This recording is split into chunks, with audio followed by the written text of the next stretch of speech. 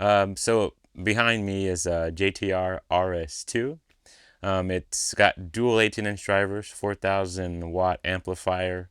These are the updated drivers. I believe they're the same ones that are in the RTJ RS1s. So they have 30% less distortion and a lot more aluminum on the motor drive or something around it. They've been described as modern masterpieces and works of art in driver design.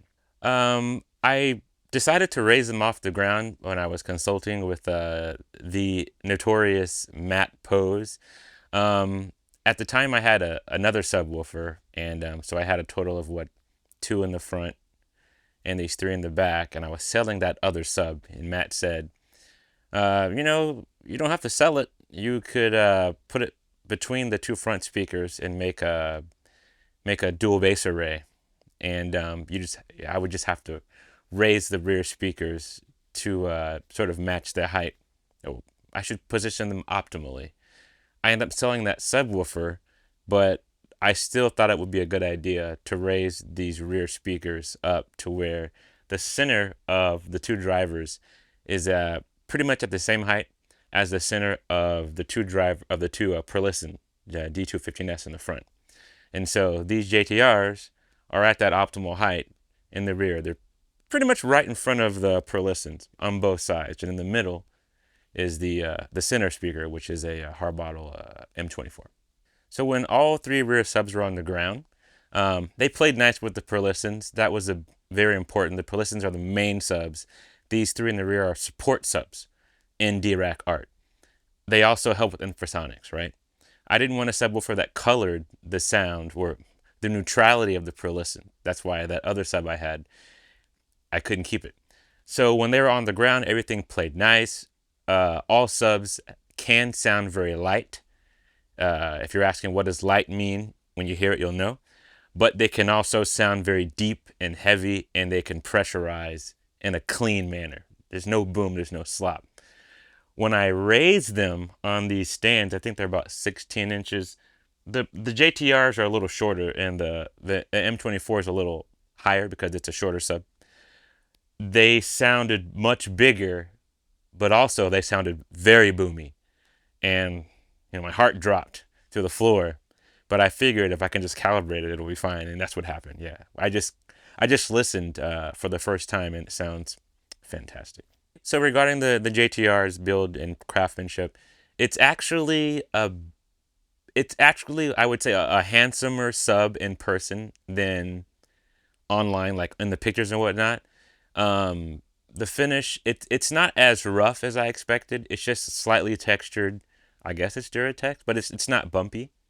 It's smooth with flat, like, rivets or jumps in the texture. It's fine.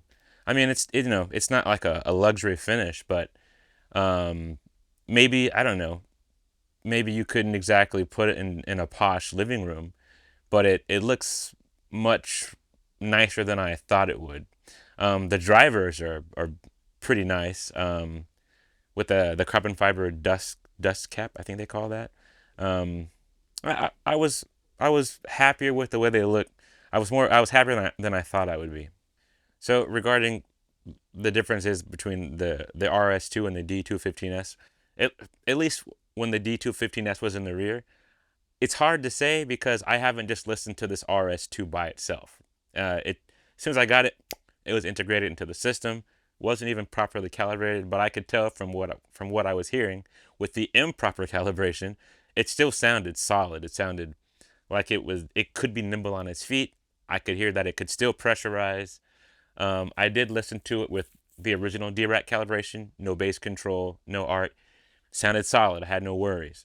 And so now that it's all integrated in art by my calibration, I was impressed. Like all 7 subs in 5 positions are handling infrasonic duties in art, and it's just what I wanted. These things, I don't know how much this is pressurizing. It's barely on.